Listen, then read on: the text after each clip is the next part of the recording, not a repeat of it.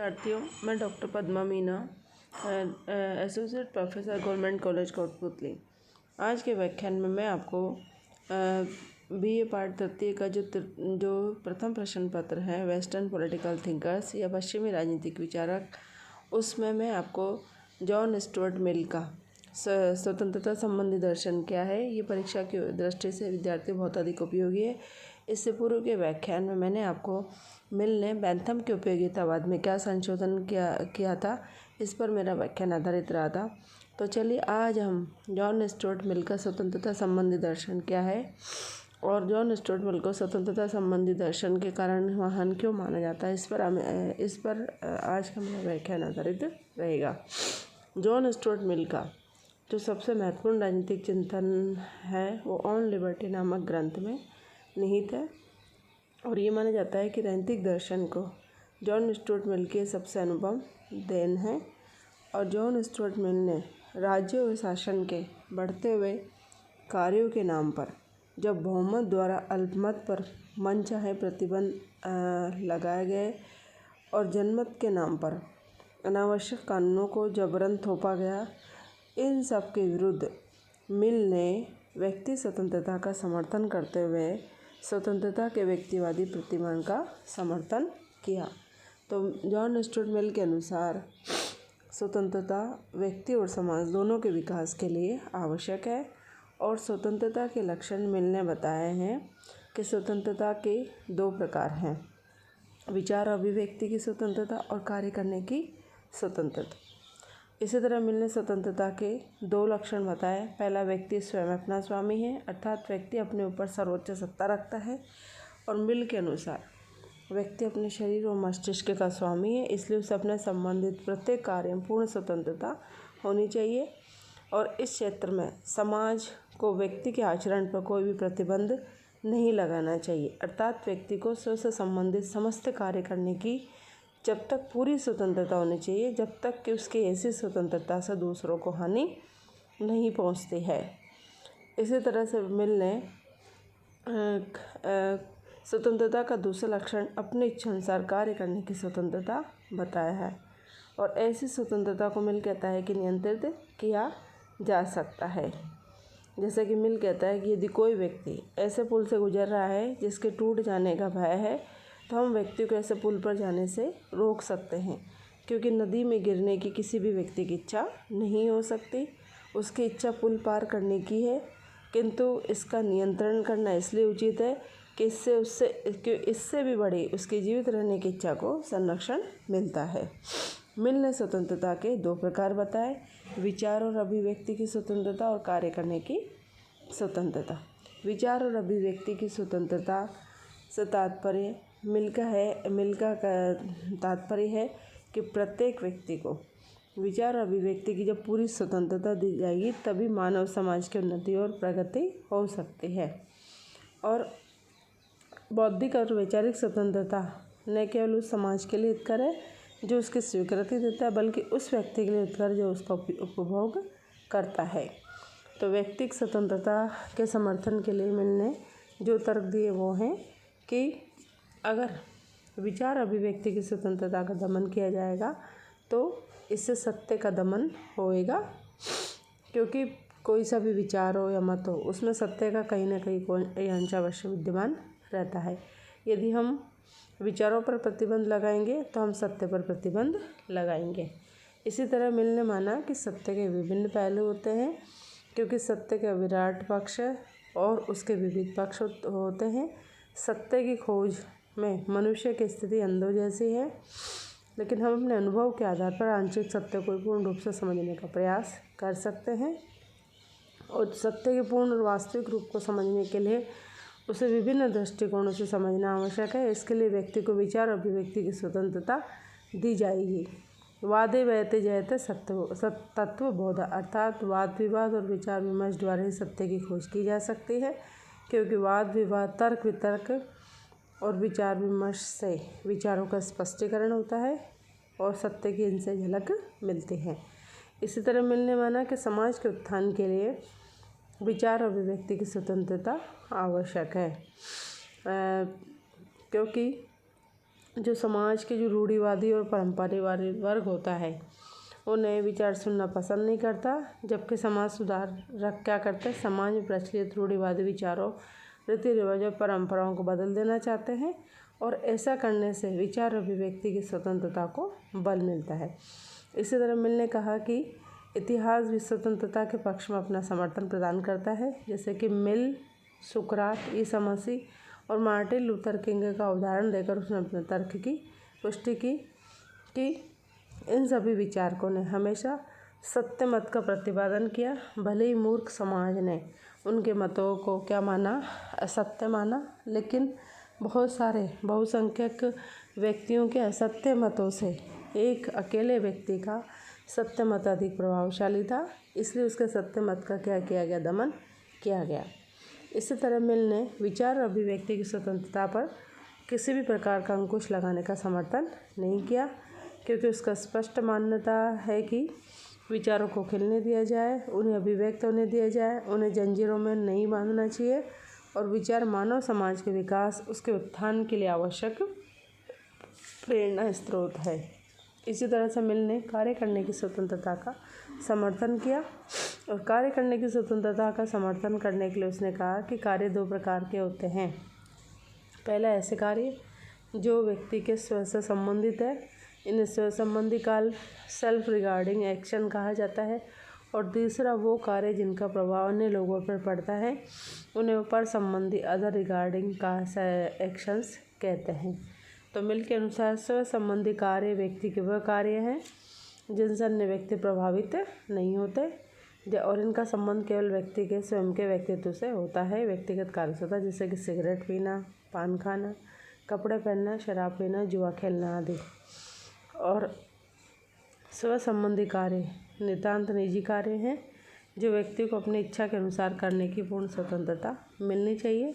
इसमें राज्य कोई प्रतिबंध नहीं लगाएगा और जब तक कोई व्यक्ति ऐसा कार्य करता है जिसका प्रभाव केवल उसी पर पड़ता है, दूसरों पर नहीं, तब तक राज्य को हस्तक्षेप नहीं करना चाहिए। ऐसा होने से व्यक्ति अपनी नैसर्गिक क्षमता का सर्वोच्च विकास कर सकता है, अपने सुख और कल्याण की अभिवृद्धि कर सकता है। इसी तरह पर संबंधी कार्य वो कार्य हैं जिनसे समाज तथा अन्य व्यक्ति प्रभावित होते हैं और ऐसे कार्यों में राज्य हस्तक्षेप कर सकता है, जैसे कि समाज की शांति भंग करना, चोरी करना, सार्वजनिक स्थानों को गंदा करना, ये ऐसे कार्य जिनका प्रभाव समाज के दूसरे व्यक्तियों पर पड़ता है।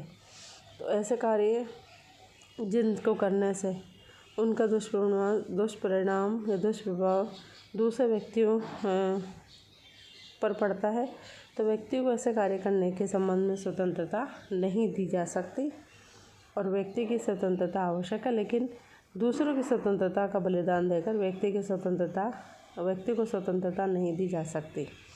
एक व्यक्ति को अपने घर में मदिरापान की स्वतंत्रता है, किंतु यदि वो मदिरापान करके सड़कों पर अभद्र व्यवहार करता है, समाज की शांति भंग करता है, सड़क पर हुड़दंग मचाता है और पड़ोसियों की नींद खराब करता है, तो उसके इस कार्य के लिए समाज उसको खुली छूट नहीं दे सकता कि वो शराब पीकर समाज में ये सब कार्य करे जिससे कि अन्य व्यक्ति की स्वतंत्रता को बाधा पहुँचे।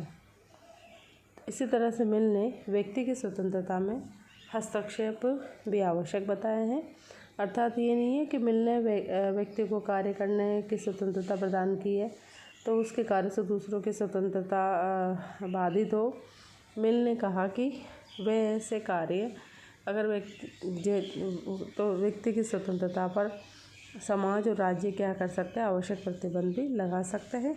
तो वो कौन कौन से प्रतिबंध है जिससे कि व्यक्ति की स्वतंत्रता में हस्तक्षेप की स्थिति उत्पन्न हो जाती है, वो परिस्थितियां हैं विद्यार्थियों, जैसे कि यदि व्यक्ति अपनी स्वतंत्रता का दुरुपयोग करता है और व्यक्ति के ऐसा करने से दूसरे व्यक्ति की स्वतंत्रता खतरे में पड़ जाती है, तो व्यक्ति की ऐसी स्वतंत्रता पर क्या किया जा सकता, अंकुश लगाया जा सकता है।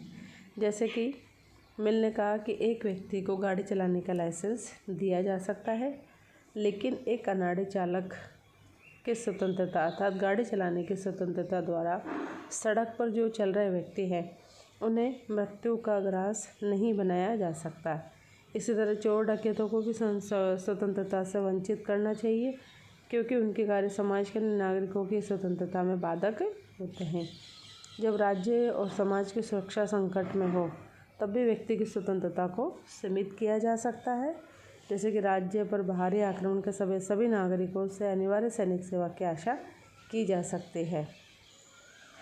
इसी तरह से वे कार्य जिनके द्वारा व्यक्ति अपना पूर्ण हित करता है राज्य के द्वारा रोके जा सकते हैं, जैसे आत्महत्या करना।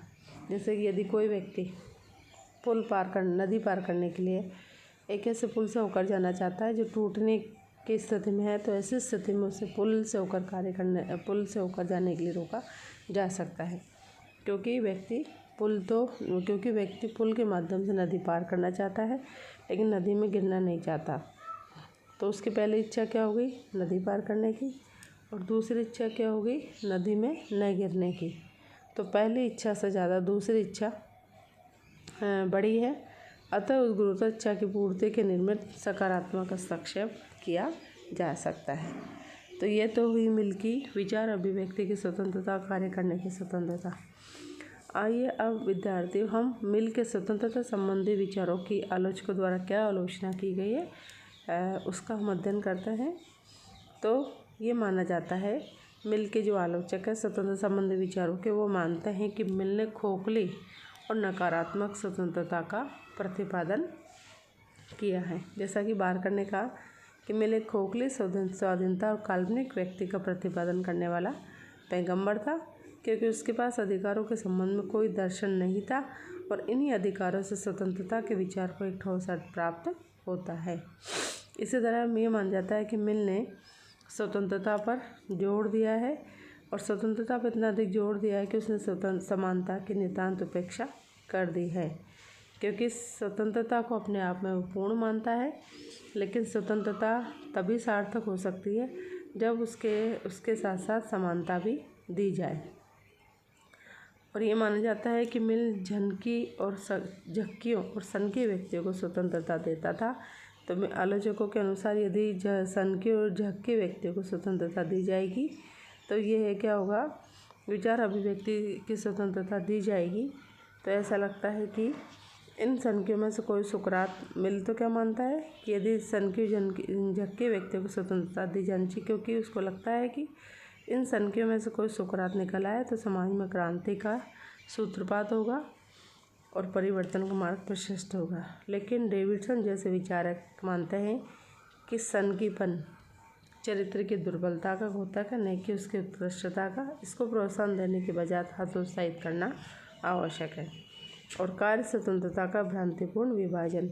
मिल ने जो कार्य करने की स्वतंत्रता को दो वर्गों में बांटा, स्व संबंधी, पर संबंधी, वो उसका विभाजन भ्रांतिपूर्ण है। वास्तव में व्यक्ति के कार्यों में ऐसा भेद नहीं किया जा सकता। और अविकसित देशों के नागरिकों को मिल ने स्वतंत्रता से वंचित किया है, क्योंकि आलोचक कहते हैं कि मिल की स्वतंत्रता केवल ऐसे लोगों के लिए उपयुक्त मानी गई है जो विकसित है, और पिछड़े और अविकसित देशों के नागरिकों के लिए मिल स्वतंत्रता का कोई प्रावधान नहीं करता। उनके लिए तो निरंकुश शासन को ही उपयुक्त मानता है। अतः यह माना जाता है कि स्वतंत्र संबंधी मिल के विचार जातिगत मिथ्याभिमान से परिपूर्ण हैं, और अल्पमत को उसने बहुमत से अधिक महत्व दिया है। मिल बहुमत की स्वेच्छाचारिता के भय से आशंकित था, और इसलिए उसने उसकी तुलना में अल्पमत को अधिक महत्व दिया। वस्तुतः बहुमत के स्वेच्छाचारी होने के संबंध में मिल की धारणा गलत मान्यताओं पर आधारित है। पहले तो हम ये नहीं मान सकते कि बहुमत सदा स्वेच्छाचारी होता है, मनमानी करता है, और यदि स्वेच्छाचारी है भी तो आधुनिक लोकतांत्रिक व्यवस्था के पास शासन संचालन का अन्य कोई विकल्प नहीं होता है। इसलिए उसके चिंतन में अल्पमत सदा संघर्ष की स्थिति मुद्रा में बहुमत के विरुद्ध खड़ा दिखाई देता है। इसलिए आलोचक कहते हैं कि मिल की स्वतंत्रता संबंधी विचारों पर चारों ओर से घनघोर आलोचकों द्वारा प्रहार किए गए हैं, और मिल पर यह आरोप भी लगाया गया है कि व्यक्तियों को कोई अधिकार नहीं देता, और उसकी इसलिए भी आलोचना की है कि व्यक्ति को बहुत अधिक स्वतंत्रता देता है। इसलिए बारकर उसे खोखले स्वतंत्रता का पैगंबर कहकर व्यक्तिवादी बनाता है। तो वेयर, मैक्सी, लिंड्से आदि विद्वान उसे निरंकुश स्वतंत्रता का प्रतिपादक मानते हैं।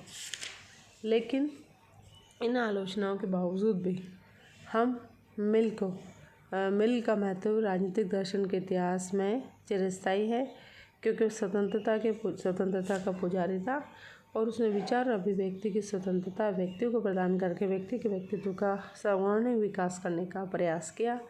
और हम कह सकते हैं कि स्वतंत्रता के पुजारी के रूप में मिल को हम रूसो, वोल्टेयर और जेफरसन के साथ सदैव स्मरण करते रहेंगे। धन्यवाद।